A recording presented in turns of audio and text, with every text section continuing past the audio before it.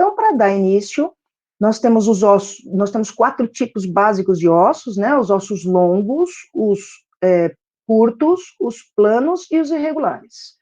Os ossos longos são aqueles onde o comprimento é maior do que a largura e espessura. Os ossos planos são aqueles em que a espessura é muito menor do que a largura ou comprimento do osso. Os ossos irregulares são aqueles que não se encaixam em nenhuma das definições, que tem uma formação para um lado, outra para o outro, e a gente coloca como irregular, mesmo que ele tenha predominância de um tipo em relação ao outro. E os ossos curtos são aqueles em que as dimensões se equivalem muito, largura, comprimento e espessura, então a gente chama de osso curto. Nos membros superiores e nos membros inferiores, nós temos prevalência de ossos longos, olha lá, onde o comprimento é maior do que a largura ou a própria espessura, que a gente não consegue ver aqui nas 3 dimensões. Esses 2 ossos que estão representados aqui nesta imagem são o rádio e a una. O rádio apresenta uma cabeça em forma de botão, lembra que rádio tem botão, e o rádio é o osso lateral do antebraço. O que significa ser lateral do antebraço? Fica mais próximo ao plano lateral, e a una fica mais próxima ao plano medial, tá? Então, este osso aqui é a una, porque ele tem esta projeção que se chama olecrano da una, olha só, eu falo que ele parece eu acho que parece um boleador de sorvete, gordo é fogo, né, gordo adora pensar tudo em comida, então aqui, ó, o olecrano da una, parece um boleador de sorvete, aí tem o corpo da una, e a cabeça da una muito pequena com o processo aqui na sua extremidade. O rádio já tem a cabeça arredondada, porque ele vai fazer um movimento de pivô com a una, nesse sentido, então ele tem, a cabeça dele parece um botão chato, rádio tem botão, e rádio tem antena, porque ele fica na região lateral do braço. Então, a gente sempre vai procurar o polegar para lembrar que o rádio é lateral, tá? Vejam que os 2 ossos são ossos longos. Como ossos longos, a gente tem uma classificação específica própria dos ossos longos, em que as 2 extremidades do osso longo são chamadas epífises. Este osso que está aqui nessa demonstração é o húmero, que é o osso do braço, não do antebraço. Mas veja que esta classificação vale também para a una e vale também para o rádio. A extremidade proximal e a extremidade distal é chamado epífise. E o corpo do osso, né, a haste do osso, é chamada diáfise. Veja aqui a diáfise. Característica dos ossos longos, para ser classificado como longo, necessariamente, na diáfise, o osso precisa apresentar cavidade medular, ou seja, o osso, ele tem uma cavidade no seu interior, ele não é totalmente preenchido, ele não é totalmente compacto. Por que é que a gente tem essas cavidades? Para diminuir o peso do osso. Se o osso fosse totalmente maciço, nosso corpo teria um peso muito grande.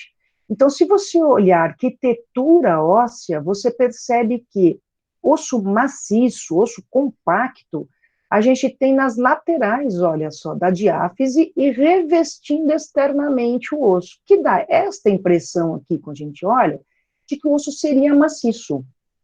Porque quando a gente olha visualmente, né, pelo aspecto externo, você vê uma estrutura sólida. Mas quando a gente corta e a gente observa o interior do osso, você percebe que tem o osso esponjoso, e o osso esponjoso é cheio de trabéculas. Essas trabéculas geram espaços entre as hastes ósseas na organização do osso. Ele não é um osso chamado laminar, né? É um osso trabecular, o osso esponjoso. O osso compacto é laminar, porque as células ósseas se dispõem em forma de lâminas em volta, né, em torno dos vasos sanguíneos, são os canais de Harvers e o ósteon, né, formado ali, o sistema de Harvers. E aqui o osso compacto não apresenta sistema de Harvers. Para quê? Para deixar o osso mais leve. Só que nossos ossos não são pneumáticos, os das aves são pneumáticos, porque eles precisam ser muito leves para poder voar. Como nós não voamos, pelo menos não com as nossas próprias capacidades, nossos ossos não precisam ser totalmente pneumáticos. Então, o que preenche essas trabéculas? A medula óssea. A medula óssea vem e preenche esses espaços de forma que as células ósseas ali se multiplicam para produzir células sanguíneas, porque elas são células-tronco das células sanguíneas. Isso já não acontece na cavidade medular dos adultos. Com licença. Isso já não acontece na cavidade medular dos adultos. Por quê?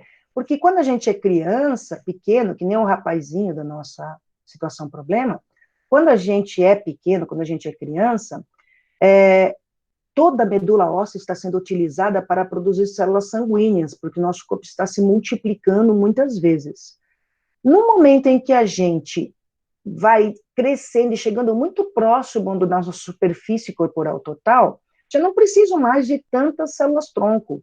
Então, o que acontece? Parte dessas células vai ficando obsoleta, vai ficando parada, e aí o ósseo determina a preguiça, e tudo no nosso corpo que não é usado, atrofia. No caso das células da medula óssea, elas começam a atrofiar, e para ocupar o espaço tem o tecido gorduroso, que é o tecido adiposo.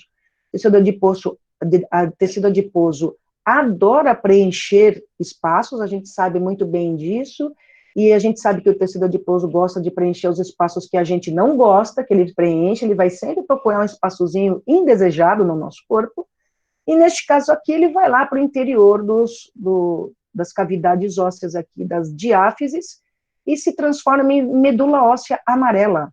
Por quê? É a atrofia, ficam poucas células distribuídas no meio da gordura, tecido conjuntivo frouxo e gordura. Então, quando corta o osso, você percebe que tem uma substância amarelada aqui dentro, chamada medula óssea amarela. Antigamente, minha avó sempre disse que chamava tutano, e aí o tutano é essa atrofia da medula óssea ocupada por gordura, por isso que tem muita energia, e antigamente se usava muito para ajudar o doente, porque ele estava acamado, e aí precisava de energia, então isso aqui é uma bomba energética, ok? Bom, anatomia também é cultura, né, então vamos passar para o próximo que nos interessa. Veja que a superfície do osso, aqui, no osso seco, que significa osso seco? Já foi, a matéria biológica já foi embora e ficou aqui só o cálcio, né? No osso seco, ele é rugoso e ele não é brilhante, tá? Mas se nós pegarmos um osso fixado, informal, a gente vai perceber que ele tem uma membrana externa chamada periósteo e tem uma membrana interna chamada endósteo.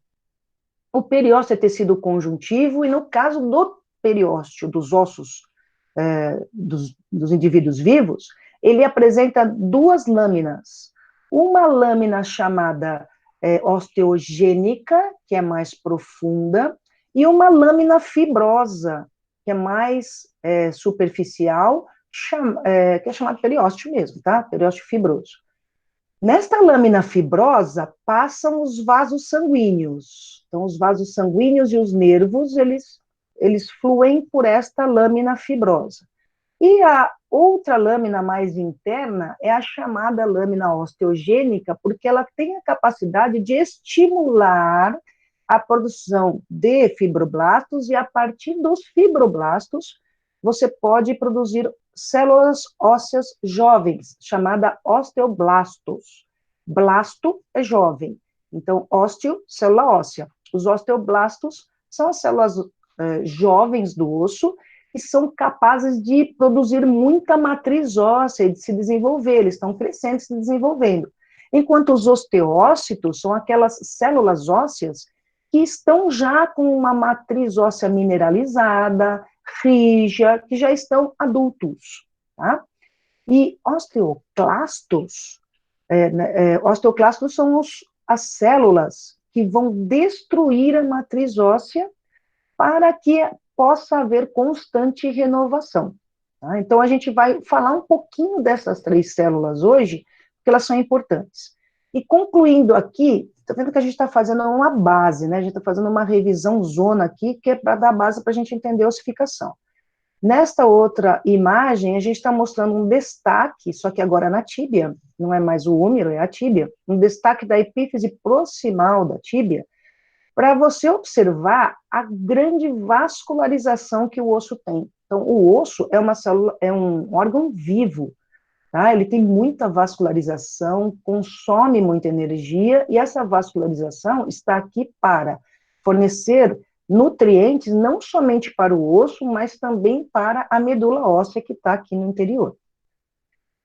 Falar sobre ossificação. Ossificação intramembranosa não faz parte do nosso roteiro, mas é interessante a gente falar sobre ossificação intramembranosa para você lembrar como que o osso pode se desenvolver.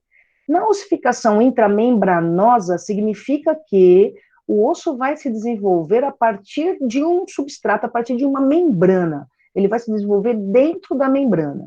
Então, olha só, o desenvolvimento acontece como? Tem um centro de ossificação dentro da membrana fibrosa. Então, a gente tem as fibras de colágeno distribuídas lá, os fibroblastos. Esses fibroblastos se diferenciam em osteoblastos. Esses osteoblastos vão produzindo matriz óssea e a vascularização vai penetrando nesses espaços, dessas trabéculas da matriz óssea, para fornecer o quê? O sangue, os nutrientes para desenvolvimento ósseo. E aí perceba que você tem, no final da história, o periósteo, a formação de um osso compacto, uma lâmina de osso compacto, uma outra lâmina de osso compacto, com osso esponjoso no recheio. Essa é a característica dos ossos planos. Essa é a característica do díploe, né? Uma porção de osso esponjoso que fica recheando duas lâminas de osso compacto. Então, esse desenvolvimento aqui acontece onde nós temos características em que fica totalmente preenchido ali, duas lâminas de osso compacto com o esponjoso, que é muito diferente do outro tipo de ossificação, que é a ossificação endocondral. Endo significa dentro, condro significa cartilagem. Endocondral, a ossificação vai acontecer a partir de um molde de cartilagem. Então, não é a partir do tecido fibroso, ou seja, dentro de uma membrana fibrosa. Ele vai acontecer dentro da cartilagem. Então, não é membrana fibrosa, passa a ser cartilagem. E aí tem algumas características bem específicas. Então, veja aqui como que é o desenvolvimento dos ossos longos, que particularmente a ossificação endocondral é bastante importante a gente estudar aqui, que determina o crescimento em estatura. Tem duas epífises ósseas num molde cartilaginoso. Então, quando a gente está na vida fetal, todos os nossos ossos são moldes de cartilagem hialina, tá? Que se desenvolveu a partir do pericôndrio, né, de uma membrana fibrosa.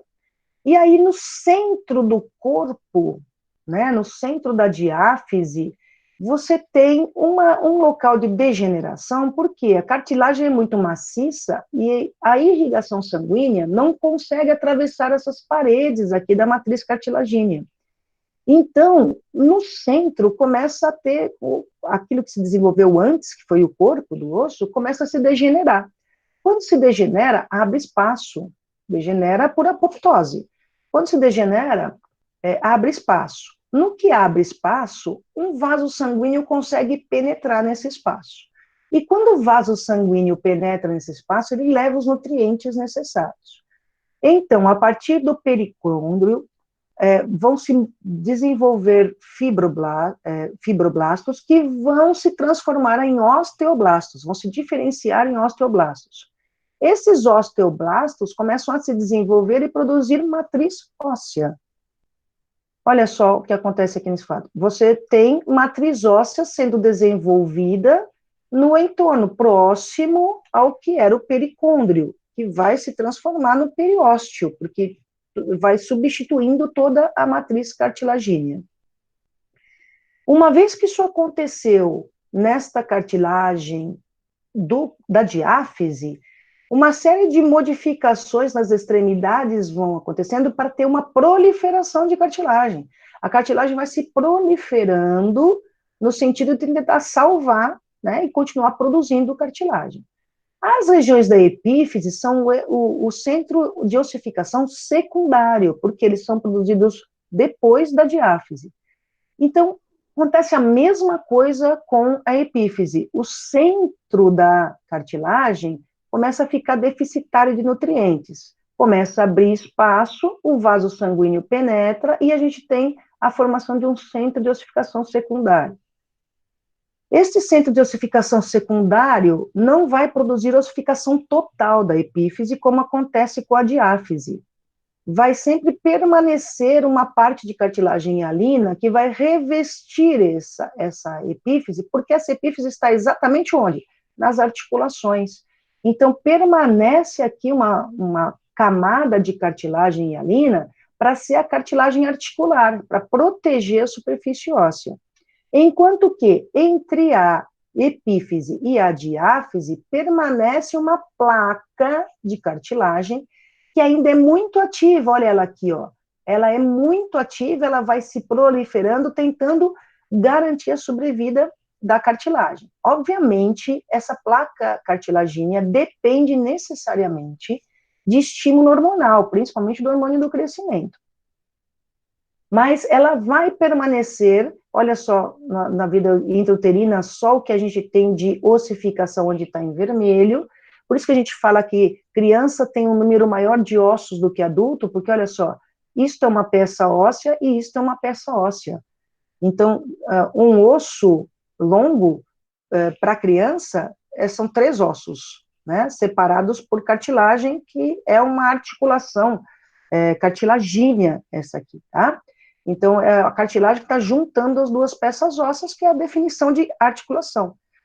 Então, olha só, essas duas peças ósseas contam como ossos separados para a criança. São critérios de contagem, mas acho que vale a pena colocar isso. Haja visto, então, tendo em vista a ossificação endocondral, a gente vai olhar como isso aparece para a gente e detalhar esta placa epifisária, porque deu para sacar que a gente tem 2 centros de ossificação, um primário na diáfise e um secundário na epífise, e que vão se formar, então, entre esses dois, uma placa de cartilagem que vai garantir o quê? O desenvolvimento de cartilagem aqui, a cartilagem vai se desenvolvendo, vai morrendo e vai dando origem, espaço para o desenvolvimento das células ósseas, tá? Então, olha só um detalhe, a gente vai olhar na radiografia, tá? Este aqui é o fêmur, é a epífise distal do fêmur. Perceba que de uma criança aqui, ó, existe um sinal escuro entre o fêmur, entre a parte do corpo do fêmur e a epífise do fêmur. Por quê? Porque aqui tem cartilagem, e a cartilagem, ela não ela não tem densidade suficiente para produzir uma opacidade alta, tá? Então, ela fica escura. Então, quando a gente olha isso, a gente vai ver quanto tem de cartilagem ainda na placa epifisária. Então, essa criança ainda tem a crescer. Olha aqui a tíbia dela, né? Separação aqui. Então, aqui é a placa epifisária. Um destaque aqui da placa epifisária microscopicamente. Então, aqui a gente tem o lado, a gente está olhando esta porçãozinha aqui, ó. A gente está olhando o lado diafisário e aqui o lado da cartilagem. Então, olha só, a cartilagem ela vai se desenvolvendo neste sentido aqui. Então, veja que aqui você tem uma zona chamada zona de repouso da cartilagem, que você vê os condrócitos espalhados na matriz cartilagínea. Aí esses condrócitos, eles vão sendo estimulados a se desenvolver e vão se multiplicando, né? E se multiplicando, olha só, eles vão criando o que a gente chama de empilhamento ou pilha de moeda. Eles vão aumentando de quantidade e diminuindo o seu próprio volume. Então, essa é chamada zona de proliferação, né? Depois que eles aumentaram a quantidade e diminuíram o seu volume, começa o quê? A cuidar do seu próprio volume. Aí eles começam a hipertrofiar, eles vão ficando mais gordinhos, né? Esses condrócitos mais gordinhos aqui são chamados da zona hipertrófica, porque eles estão aumentando de volume. Só que eles aumentam tanto de volume e vão produzindo tanta matriz cartilagínea que não conseguem mais receber nutrientes, porque o sangue não está dentro da cartilagem. Você não tem vasos sanguíneos dentro da cartilagem. Então, a proliferação de nutrientes é muito deficitária. E o que acontece, então? Eles entram numa zona de destruição de apoptose. Eles vão morrendo e abrindo espaços. Quando ele abre espaços pela morte da cartilagem, os osteoblastos, que não são bobos nem nada, fazem o quê? Se proliferam aqui. Então, a gente tem o osso em desenvolvimento, começa a se formar matriz óssea. A articulação, onde você tem uma peça óssea unida por outra peça óssea, por uma cartilagem, uma cartilagem hialina, é chamada sincondrose. As sincondroses juntam, então a cartilagem hialina junta duas peças ósseas, diferente da sínfise que está entre os corpos vertebrais, porque é fibrocartilaginosa. Na sincondrose, ela é chamada uma articulação temporária, porque ela vai desaparecer com o tempo, tá? Ela vai se sedimentar e formar, e vai aparecer uma linha, e aquela linha que é o resquício de onde havia uma cartilagem hialina a juntar duas peças ósseas. Hoje, nos exemplos de hoje, onde que a gente vê isso? A gente vê na placa epifisária, durante o crescimento em estatura, e aí então você tem lá a placa epifisária, que chamava disco epifisial antes, aí tiraram o nome disco para não confundir com o disco da sínfise, tá?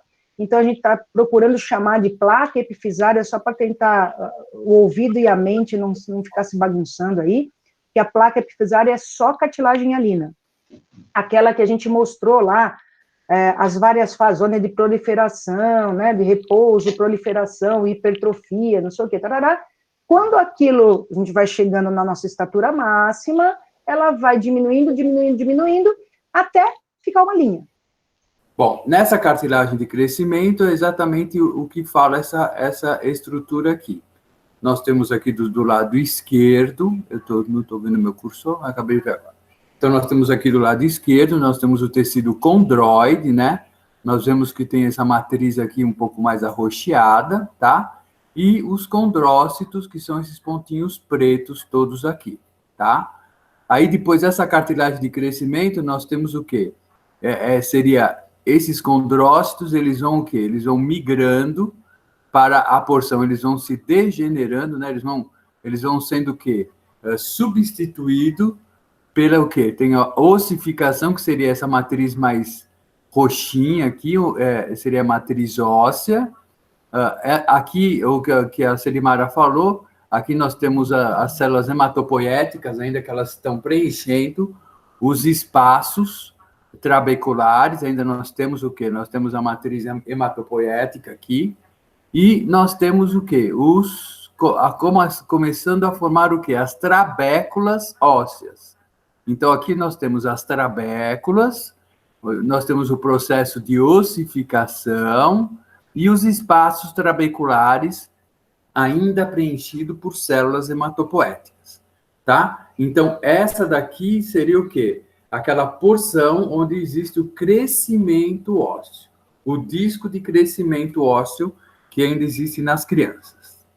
Bom, aqui é para mostrar para vocês, então, a matriz condroide. Então, aqui, os condrócitos, né? Nós vemos que são núcleos um pouquinho irregulares, mas são núcleos típicos, tá? Não tem atipia nuclear aqui. Nós temos, e aqui nós temos o quê? Nós vemos que começa o quê? Formar uma matriz mais eosinofílica, onde ela começa essa eosinofilia da matriz, essa parte que ela começa a ficar mais arroxeada, é uma cartilagem que ela irá começar a ficar a calcificação. Então, aquele condrócito, ele degenera, né, como eu falei para vocês, o citoplasma dele, ele começa a ficar o quê? Aquela matriz hialina, ela vai se transformando na matriz osteoide e ele vai ficando mais denso, até ficar endurecido e calcificado. Bom, então aqui nós temos o quê? Nós temos uma matriz, onde já tem uma matriz óssea, né, que é uma matriz neoformada, deixa eu achar o meu aqui. Aqui nós temos a matriz óssea neoformada, nós temos os osteoblastos, que eles ficam aqui na periferia da matriz, então eles começam o quê? Eles começam a sintetizar essa matriz óssea, e vocês estão vendo aqui que o quê? Que aquele espaço trabecular, nós não encontramos mais o quê? Aquela quantidade tão grande de células hematopoéticas, então começa a ocorrer uma fibrosubstituição e tecido adiposo, que a Selimara falou para vocês. Então, o osso está ficando um osso mais maduro, e nos espaços trabeculares, aqui nós temos o quê? Nós tínhamos o tecido hematopoético, que ele foi fibrosubstituído, nós temos uma fibrose aqui, nesse tecido, né, nesse espaço trabecular, e junto com essa fibrose também nós podemos ter o tecido adiposo. Então, o tecido adiposo, ele fica nesta parte dos espaços trabeculares, não na trabécula, ok? É aquela história da medula óssea vermelha estar se transformando em medula óssea amarela, ok, Letícia? Exatamente, isso aí. Aqui é um corte histológico de uma trabécula óssea, nós temos os osteócitos aqui, tá? Aqui no meio da trabécula, e na periferia da trabécula, uma fileira, que era aquela célula que estava lineando a trabécula, que são os osteoblastos, que são responsáveis pela síntese da matriz óssea. Então, eles vão sintetizando a matriz óssea e vai crescendo essas trabéculas. Elas vão ficando mais densas e elas vão crescendo e remodelando o osso. Ele vai remodelando toda aquela trabécula óssea através dos osteoblastos. E aqui no meio, a gente tem o osteócito, que ele é responsável pelo quê? Pela essa formação trabecular, ele fica responsável por manter essa trabécula nutrida e por manter a parte nutriente da trabécula óssea, porque ela não degenere. Aqui nós temos o quê? Que pere a parte osteoide, ó, aqui é uma trabécula óssea, ó, na periferia dela aqui é um osteoblasto, e aqui perto da trabécula, se ela estiver em crescimento ou uma remodelação óssea, nós temos a presença dos osteoblastos. Os osteoblastos, então, eles vão fazer uma matriz óssea nova, né? Blasto, uma célula nova, certo? Osteoblastos. E os osteoclastos, que são essas células aqui, multinucleadas, como já está falando, osteoclasto, ele vai reabsorver a trabécula. Por que acontece isso? A gente tem que, quando existe a remodelação óssea, se a trabécula óssea ela já está formada, ela está um osso rígido, ele tem que ser reabsorvido, retirar aquela parte calcificada, para que os osteoblastos façam uma nova trabécula e remodelem o osso para o crescimento. Então, existe uma absorção e existe um crescimento, e assim ocorre a remodelação óssea. E assim vai acontecendo neste sentido. Olha aqui a epífise, a cartilagem articular envolvendo a epífise, e aqui a placa epifisária, na zona de repouso, daí vai formando a zona de proliferação, a hipertrófica e a calcificada. Então, o osso vai sempre crescendo. Se a cartilagem cresce nesse sentido, se desenvolve nesse sentido, e chega aqui e morre, aqui o osso vai se desenvolvendo, e conforme desenvolve o osso, vai afastando a diáfise da epífise. E isso faz com que o osso cresça em comprimento, ok?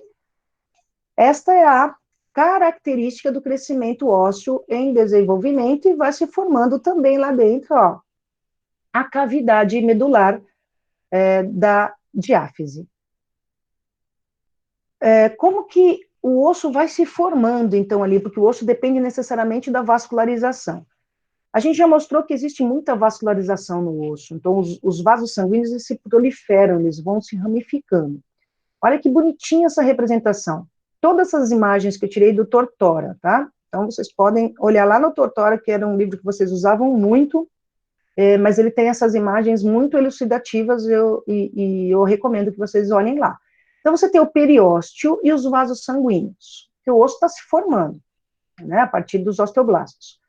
O periósteo envolve o vaso sanguíneo, porque ele é tecido conjuntivo, vai proteger o vaso sanguíneo. E aí ele se destaca do periósteo, formando o endósteo, que fica dentro do osso.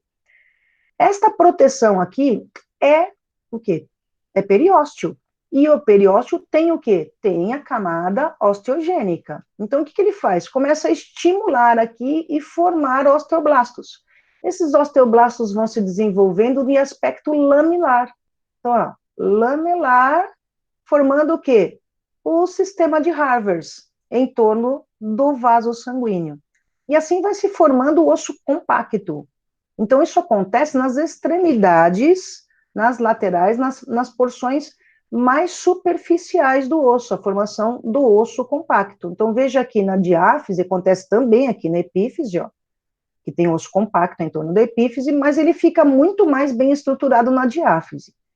E como então que a cavidade medular ela vai crescendo dentro do osso? Se a gente só está falando em formação de osso, né, em osteoblastos, se transformando em osteócitos, como que ele vai formando? Simples. Lembra que a gente comentou que existem os osteoclastos, que fazem a ressorção óssea? Então, eles estão bem próximos aqui dessa região do endósteo. Então, observe nesta imagem aqui, a gente tem um corte de uma diáfise óssea.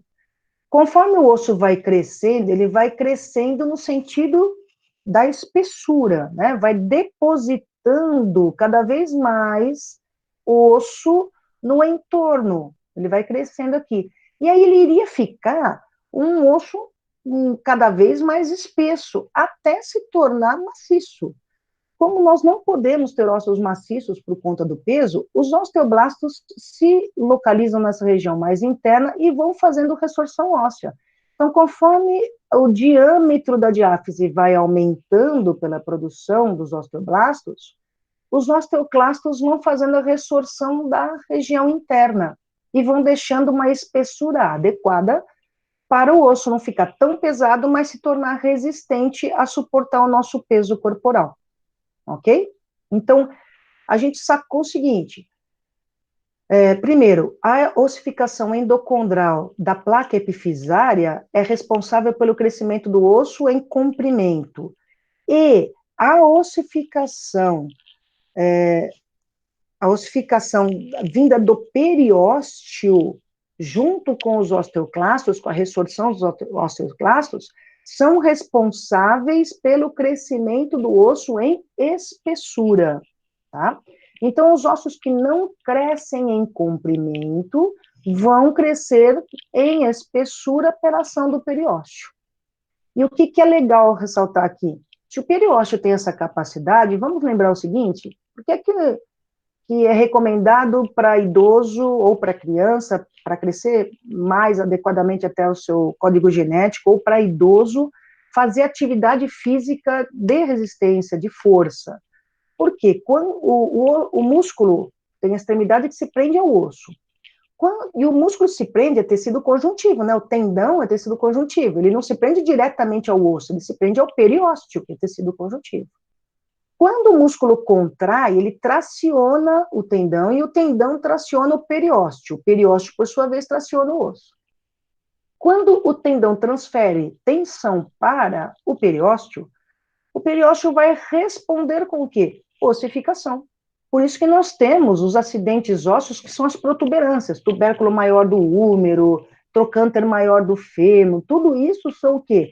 Pontos onde o tendão se prendeu ao osso e foi tracionando, e essa tração foi sendo estímulo para o periósteo depositar cálcio ali. Como também, se a gente tiver duas vértebras que estiverem estimulando o seu periósteo pela posição, pela postura, ali vai se formar uma espícula óssea, uma osteofitose, porque vai desenvolver osso pelo estímulo do periósteo. Isso vai acontecer sempre. Então, se você estiver estimulando o seu periósteo, você vai estar estimulando a ossificação, e a ressorção óssea também vai acontecer, então você está renovando o osso e fortalecendo o osso, tá? quer falar um pouco sobre remodelamento ósseo, ou remodelação óssea, que que passa pelo que nós acabamos de mostrar, a ação dos osteoclastos e a ação dos osteoblastos, o desenvolvimento dos osteoblastos, formação de matriz óssea nova, e os osteoclastos fazendo a resorção óssea. Esse é um remodelamento ósseo, que faz com que até os minerais sejam sempre renovados no nosso osso e as células permaneçam vivas e em atividade. Então, esse remodelamento ósseo acontece o tempo todo, enquanto nós estamos vivos, tá? Com muito mais eficácia durante a fase do crescimento, mas mesmo assim, mesmo quando não temos mais o que crescer em estatura, só em largura, né? Continua havendo essa ação. E a gente consegue enxergar esse remodelamento ósseo muito melhor quando a gente estuda uma consolidação de fratura, porque vai ter que refazer o osso que foi fraturado. Então, a gente vai usar a consolidação da fratura para rever remodelamento ósseo numa situação um pouco mais grave, né, um pouco mais emergente. Então, digamos que houve a fratura do osso. Quando o osso fratura, ele não fratura só a parte óssea, ele fratura também os vasos sanguíneos que estão passando pelo osso. E os vasos sanguíneos, quando são cortados aqui no momento da fratura, eles produzem uma hemorragia local que vai se transformar em um hematoma, né? Porque houve a perda de sangue aqui. Veja que o periósteo está fazendo a contenção desse sangue. Então, você não vai precisar ter tanto extravasamento, ele vai ficar contido ali se não romper o periósteo. E se romper o periósteo, vai formar uma fibrose para tentar conter esse sangue aqui. Por quê? Porque este hematoma e aí tudo que está degenerado ali naquele hematoma é o estímulo para a reconstrução, é o estímulo para a remodelação. Então, as células mortas aqui vão chamar aí o sistema imunológico e vão ativar a reconstrução. Este hematoma é extremamente importante para favorecer o ambiente das células. O William explica um pouco melhor isso para vocês. Vão criar um ambiente de renovação. Então, você vai ter macrófagos, você vai ter monócitos, você vai ter uma série de células ali para fazer a absorção. As células ósseas que se danificaram também vão ficar com seus detritos aqui dentro desse hematoma. Isso é tão importante, a presença desse hematoma como estímulo de remodelamento ósseo é tão importante. Por exemplo, hoje, quando se faz cirurgia dentária, e que vai colocar um implante, por exemplo, foi retirada de um dente para colocar um implante naquele local. Quando retira o dente, fica o alvéolo totalmente aberto ali, sem osso, né, porque o dente estava encravado no alvéolo dental. Então, eles colocam uma membrana para recobrir e segurar o sangue, aquele hematoma ali dentro, coloca uma membrana e aí faz a sutura, e fica durante um certo tempo contendo o hematoma para que possa haver ossificação dentro desse hematoma. Tal é a importância desta fase aqui do remodelamento ósseo. A partir, então, da degeneração óssea, da ação das células que vão reabsorver aqui aquilo que foi produzido, este ambiente vai sendo propício para o desenvolvimento de células cartilaginosas. Então, vem os condroblastos, e vão desenvolvendo matriz cartilaginosa junto com o tecido fibroso. Então, você vai ter tecido fibrocartilaginoso formando um calo, onde estava este hematoma. Este calo é chamado calo mole, tá? Então, é tecido fibrocartilaginoso. Os vasos sanguíneos se refazem, porque eles têm essa capacidade, começam a trazer mais irrigação. Só que acontece com a cartilagem, aqui, o calo mole, a mesma coisa que acontecia com a placa epifisária. A cartilagem não consegue se irrigar adequadamente, porque ela não permite que os vasos sanguíneos penetrem, ela começa a entrar em degeneração e os osteoblastos começam a se desenvolver nessa região. E vão formar, então, matriz óssea onde era a cartilagem. Este aqui é o chamado calo duro, tá? Então, o calo ósseo vai levar umas 3 semanas para ser feito, e depende do calo ósseo a restauração do osso. Se você traumatizar novamente essa região no calo ósseo, no calo mole, vai ter que começar tudo de novo. A regeneração vai ter que recomeçar aqui, vai formar hematoma, vai ter que recomeçar. Por isso que existe um período de recuperação que ainda permanece algum tempo com a pessoa. Ela tem que ficar imobilizada, sem apoiar, sem fazer força, para não criar uma lesão nesse calo mole. O calo mole se transforma, então, em calo duro, e aí os osteoclastos, ao longo do tempo, eles vão fazendo a reabsorção da matriz óssea para que tudo seja restaurado ao normal. Mas sempre vai ficar uma cicatriz, porque o corpo faz compensação. Não necessariamente você consegue ver a linha de fratura, porque o remodelamento pode ser tão bom que você não consegue mais ver a linha de fratura, principalmente em crianças. Mas fica uma alteração na superfície do osso, em que você percebe uma elevação, porque foi feita uma compensação. Ali teve uma costura, então fica com um pouquinho de diferença. Veja aqui que você percebe que forma continua, permanece ainda durante um certo tempo, após essa remodelação total. Ok? Então, aqui nós tínhamos o que? A formação do hematoma, nós temos a neovascularização, olha aqui, então quer dizer, nova formação de ossos, de vasos aqui nessa região, formando um calo ósseo mole e o calo ósseo duro. Então, aqui seria, nesta fase aqui de reabsorção e neovascularização, é o calo ósseo mole. E nesta formação aqui, nós temos o calo ósseo já endurecido, que tem as trabéculas ósseas, que dão o quê? Aquela consistência maior e endurecida. E, no final, a consolidação da cicatrização, que pode ser muito parecida com o osso anteriormente. Aqui nós temos a consolidação óssea, uma foto, né, o que eu tinha falado para vocês. Nós temos o hematoma, aqui nesta parte aqui. A matriz óssea, ela vai começar o quê? Ó, nessa parte dentro do hematoma, começa a ocorrer o quê? A formação de trabéculas ósseas pelos osteoblastos, e os osteoclastos, eles vão o quê? Remodelando o osso, eles vão permeando o osso antigo, para que ele, fazendo com que a matriz osteoide vai caminhando e consolide toda essa parte óssea. Então, esse hematoma ele vai ser reabsorvido pelo processo inflamatório, pela a neovascularização vai levar os nutrientes necessários para que ocorra a cicatrização e a remodelação óssea. Aqui é um corte histológico da cicatrização óssea. Nós temos o quê? Nós temos um tecido de granulação nesta área aqui. O que seria o tecido de granulação? Seria o tecido conjuntivo em associação a uma grande proliferação vascular. Seriam vasos neoformados, por isso que é tecido de granulação, né? Para dar o aporte de nutrientes, de oxigênio que aquele osso precisa para que ele seja feito. Você pode repetir o que é tecido de granulação? O tecido de granulação é um tecido assim, é um tecido neoformado.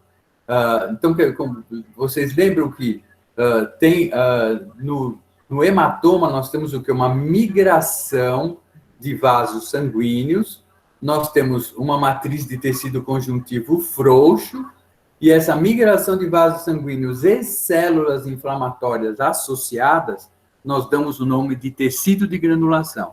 Então, é uma matriz conjuntiva frouxa, células inflamatórias e vasos neoformados. Nós temos, então, começando a formar a matriz óssea, a gente vê que ela é um pouco desorganizada aqui, que seria o calo ósseo cartilagino, então, quer dizer, os condrócitos, eles vão ser degenerados naquela região, e os osteócitos vão formar matriz óssea para remodelar o osso, certo? E nós temos o quê? Uma área fibrina hemorrágica, que é o restante do hematoma ainda aqui, nessa região. O hematoma ainda está sendo o quê? Ele está sendo organizado e absorvido. E aqui nós temos o quê? Já é o osso neoformado. Nós temos a matriz óssea aqui, e nós temos os espaços trabeculares aqui, ó, que são esses mais clarinhos aqui, de tecido conjuntivo, que é aquele lá que a gente viu nesse slide aqui, que é isso aqui. É o tecido, os espaços trabeculares com tecido conjuntivo e a matriz óssea. Então, seria esta região aqui. Os espaços trabeculares aqui e a matriz óssea aqui. Então, esse aqui já é o calo ósseo, que seria uma neoformação óssea. E é isso daí que nós temos. Falar de fratura, porque essa aula da Celi e a do William já explicaram muita coisa, eu vou falar mais das fraturas de ossos longos, tá?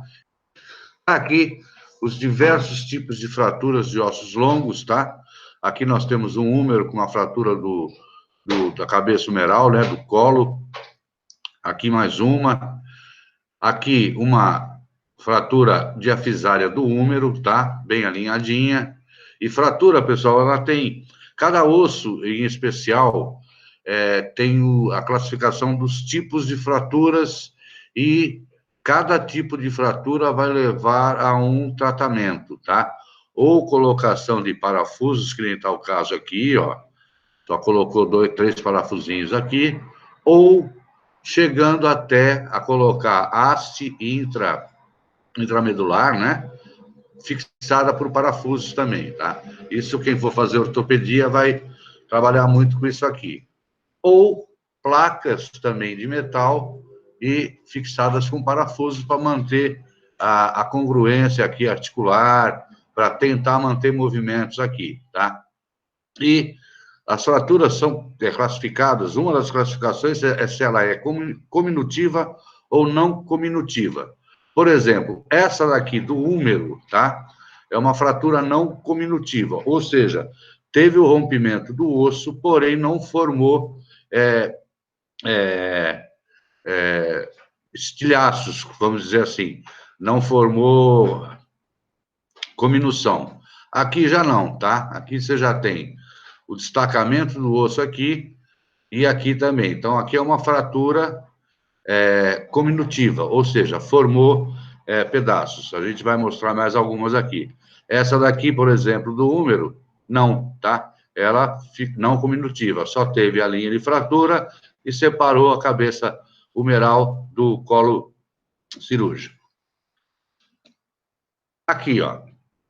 Outra classificação de fraturas é se ela é transversa, pegando transversalmente o osso, se ela é oblíqua ou se ela é espiral, tá? Espiral é o quê? É uma fratura oblíqua que deu uma rodadinha, tá? Então, ela pegou toda a cortical do osso. Aqui tem uma criança, né? Dá para ver a tal da linha aqui, epifisária, né? Ou epifisal, para crescimento, né? Isso já foi discutido com os outros professores, e está aqui, a cabeça humeral separou do colo humeral aqui. Então, isso daqui, provavelmente, o colega lá que for tratar isso vai colocar, para não mexer muito na linha epifisal, ele vai colocar uma plaquinha, né, vai alinhar isso aqui e colocar uma placa de parafuso.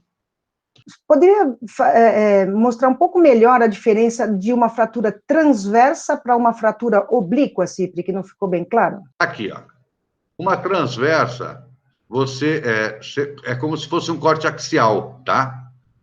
E a fratura oblíqua não, o próprio nome já diz, ela faz os cotos, né? Os cotos ósseos ficam oblíquos. Esse aqui não, ele é uma fratura transversal.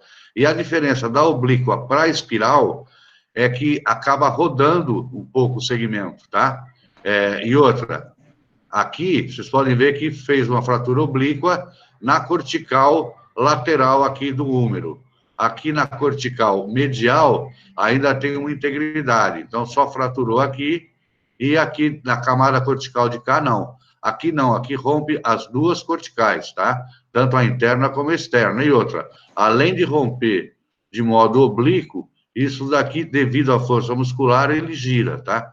Então, aqui é uma oblíqua, que não vai girar, porque ainda tem essa camada cortical de Cassi preservada, só tem essa cortical rompida, quase chegando na outra cortical, e aqui não, aqui rompeu ela toda e ela girou, tá? E a transversa ocorre desse jeito. Geralmente a transversa não tem desvio, tá? Isso daqui, na prática ortopédica diária, o pessoal faz o que aqui? Só imobiliza, tá?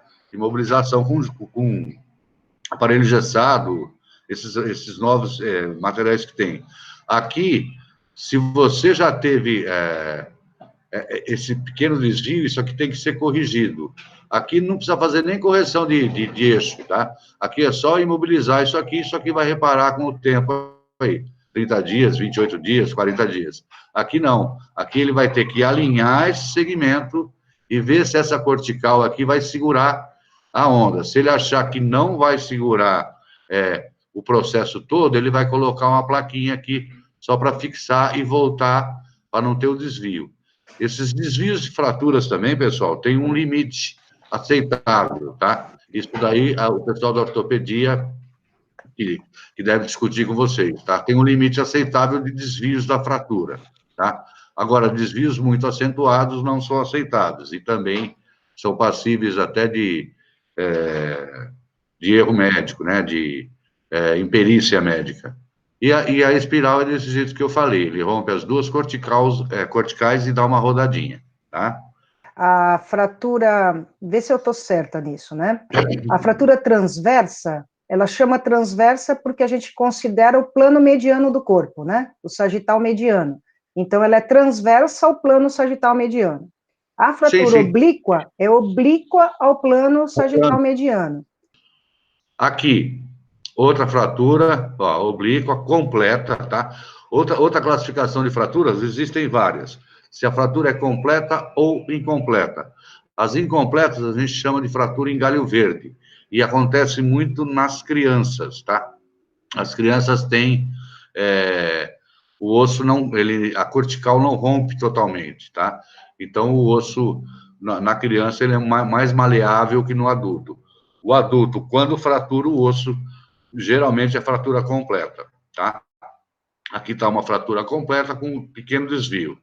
Além de fraturar aqui a diáfise humeral, teve uma luxação também de cotovelo, tá? Aqui com uma esquírula óssea, tá? Um fragmento ósseo aqui da una, e aqui, por isso que a gente chama de fratura luxação do cotovelo, tá? Tem uma fratura de húmero, mais uma fratura de cotovelo aqui embaixo. Então, vocês podem ver que a congruência articular, né, ela perde. Isso aqui a gente chama de luxação. Quando você perde a congruência articular e ela não é reversível. Quando você tem a saída aqui do osso, do espaço articular, e ele volta, tá? Isso a gente chama de subluxação, que, na verdade, também pode ser traduzido como entorse.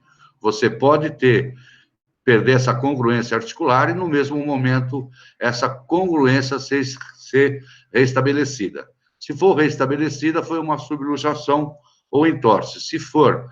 Se não restabelecer o espaço articular, a congruência articular, isso é chamado de luxação, tá? Aqui, mais uma aqui, uma fratura de una, né? Bem perto do olecrano. Aqui uma fratura completa, tá? Também, aqui já é adulto, né? Não é criança mais. Aqui, fratura distal do rádio. Aqui que está o processo de formação do calo ósseo, que o professor William discutiu bastante com vocês, tá? Aqui, de novo, isso aqui são as fraturas da criançada, né? Queda de bicicleta, essas coisas que a gente faz quando é pequeno. Aqui uma fratura de rádio, tá? Desculpa, de una. O rádio está íntegro. Aqui já não, ó, do lado de cá já fraturou. Rádio e una, tá? Fraturas completas. E aqui está o tratamento que foi proposto aí pelo pessoal da ortopedia. Ele realinha esses segmentos e coloca placas, tá? E parafusos metálicos para restabelecer a congruência do osso e também para ter aquela formação de calo ósseo depois, tá? E aqui, outras fraturas que eu coloquei aqui, ó, são as fraturas completas, que eu já tinha falado, as fraturas em galho verde, rompe um pedacinho da cortical e não chega a romper a cortical oposta, tá? Então, isso aqui a gente chama de fratura em galho verde, por quê? Porque se vocês pegarem um galhozinho de qualquer arbusto e tentar dobrar ele, ele não quebra, ele dobra, ele enverga, mas não quebra, tá? Então, isso aqui acontece com o osso quando somos crianças, tá? Depois que vira adulto, aí quebra mesmo, tá? E aqui, a fratura que a gente chama de torus, que é por impactação. Isso daqui também causa uma ruptura aqui da cortical, por impacto, pode ver que é uma criança também, ó, nem está o osso totalmente formado, tem aqui a parte cartilaginosa ainda, mas ela deve ter caído, isso é uma fratura que a gente chama por impactação. E aqui uma deformação do osso, tá? Ele, por algum trauma, alguma força maior, ele deformou um pouquinho, desalinhou do normal e como está aqui, ó, ele dá uma deformada, né? A una encostou um pouquinho mais perto do rádio e fez esse arqueamento aqui, tá? A galho verde você chega a ter a ruptura da cortical, tá? A deformação plástica não, tá? Você tem o trauma nessa cortical, ele deforma o osso sem ter rompimento de nenhuma camada cortical. Essa que é a diferença, tá? A galho verde você rompe uma pequena parte da cortical, esse osso dobra, mas ele volta, tá? Ele não se fragmenta, tá? Deu para entender? O outro tem só o trauma sem ter ruptura de cortical. Aqui, outras fraturas também, aqui de fêmur, que é um dos ossos longos que fratura bastante também, tá? Principalmente em acidentes automobilísticos, motociclísticos e tal, ele sempre fratura, e às vezes até quedas, dependendo da idade, quedas da própria altura. Isso acontece muito com quem já tem um certo grau de osteopenia ou de osteoporose, que é mais comum no pessoal, na população idosa, tá?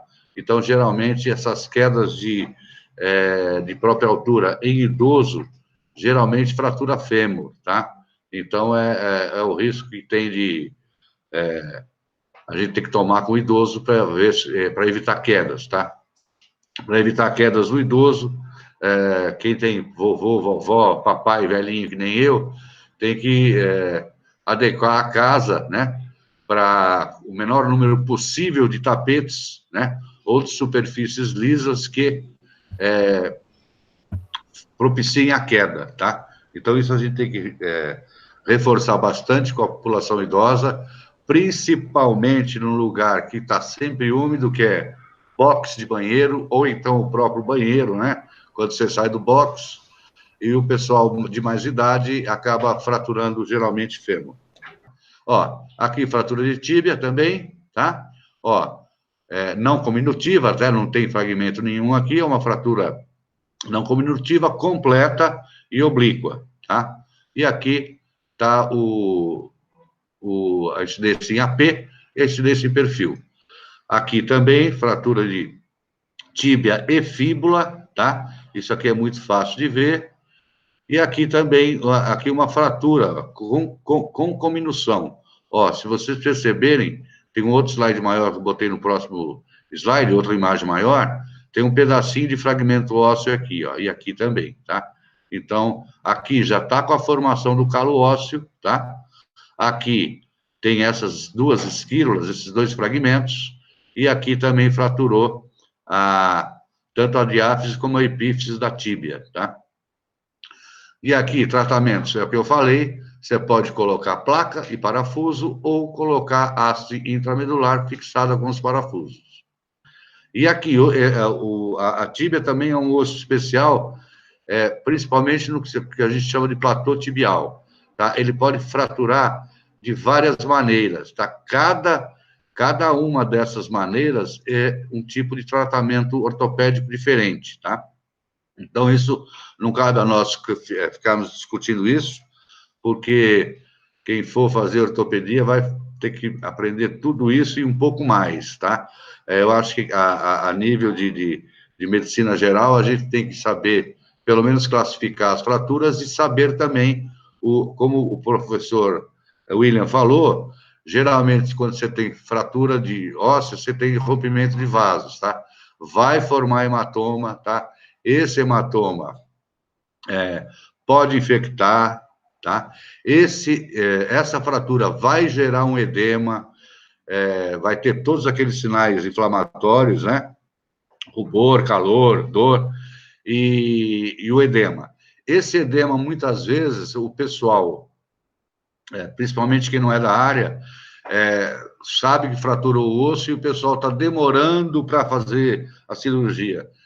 O colega não está demorando para fazer a cirurgia, ele está aguardando reduzir o edema, tá? Para ele poder fazer a abordagem cirúrgica. Vocês imaginam que se você tiver uma fratura desse tipo, o hematoma que vai formar, o edema que vai formar e como é que vai desconfigurar todos esses planos anatômicos para o ortopedista, tá? Vai mexer com o músculo, ele vai ter que afastar a musculatura para chegar nesse osso, e com o edema isso fica muito prejudicado, ou seja, ele se perde no que ele está fazendo. Então, geralmente o pessoal espera um pouco, aí uma semana, 10 dias, para fazer o procedimento definitivo, né? Seja lá botar aço, botar placa. Tem que lembrar sempre isso, não dá para o colega da ortopedia reparar a fratura de imediato, tá? Se não ocorresse edema e nem hematoma, ele podia fazer isso. Porém, o osso e todos os planos adjacentes são vascularizados, então isso já atrapalha bastante, porque ele perde os planos anatômicos dele, tá? A colocação de uma haste intramedular não atrapalha a função medular? Não, porque o tecido que vai ficar em volta vai dar conta, tá? Na cavidade medular do osso longo, a gente tem a grande quantidade de medula óssea amarela, que é Amarela, o aquela que remeio. já não tem mais função, né? E aqui, pessoal, aquela imagem que eu falei que tinha aumentado, só para vocês verem mais, ó, uma fratura cominutiva, vários fragmentos, tá? Isso aqui é uma fratura mais difícil, é uma fratura que a gente tem que tomar mais cuidado, por quê? Porque qualquer um desses fragmentos ossos pode provocar mais lesão ainda, tá? Até na mobilização desse paciente. Pode ver que aqui já está, como ela estava mais alinhada, já tem uma formação o espessamento aqui do periósteo, né, com todo aquele processo que o professor William falou, e aqui não, tá? E o pessoal vai ver muito na rua aí esse tipo de aparelho, tá? Que é o fixador externo de Ilizarov, que também é usado não só para alinhar fraturas, como em algumas outras situações de osteoartrose, de articulações, tal, o pessoal acaba usando esse fixador de Ilizarov, tá? Isso aqui é muito comum, a gente vê o pessoal na rua com isso. E é o que eu falei, às vezes nem, no caso de fratura, não dá para a pessoa fazer isso de imediato, por causa de todo edema, tal. Então, ele acaba só fixando com esse fixador externo. E esse fixador de Ilizarov também, ele é bastante usado para pacientes que querem aumentar um pouco a estatura, tá? O pessoal faz o quê? Fragmenta o osso, né? Secciona o osso e afasta com esse fixador de Ilizarov os segmentos em 1, 2, 3 centímetros para tentar ter a formação do calo ósseo e nisso aumentar o tamanho da pessoa em 2, 3 centímetros, sei lá. E aqui, pessoal, a formação do calo ósseo que a professora Selimara e o professor William já mostraram bastante, né? Era isso que eu tinha para dizer. Acho que a gente fez uma revisãozaça enorme aqui. Então, tá tudo legal. Pessoal, Façam as suas manifestações aí com os joinhas, etc. Tá entendido? Tem alguma dúvida? O que vocês acharam?